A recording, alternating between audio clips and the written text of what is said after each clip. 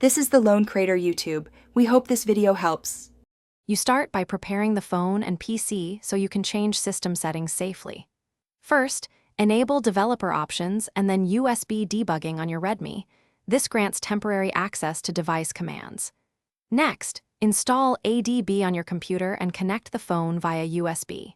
Once connected, run ADB devices to confirm the phone is authorized. This step is crucial because the only reliable method to show touches on many Redmi models requires ADB level settings commands rather than a visible MIUI toggle.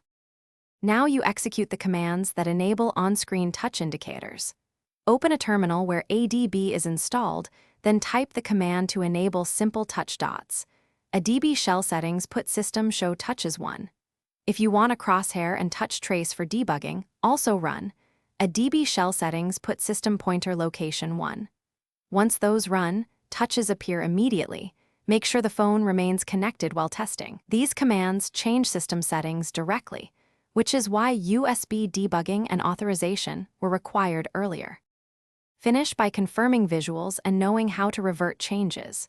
To turn off touches, run ADB shell settings put system show touches 0 and ADB shell settings put system pointer location 0, then disconnect.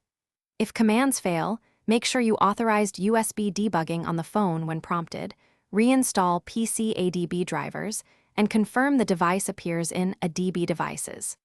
If touches still don't show, reboot the phone. Sometimes MIUI needs a restart to apply system-level display changes. Thanks for watching. Consider subscribing if we helped you.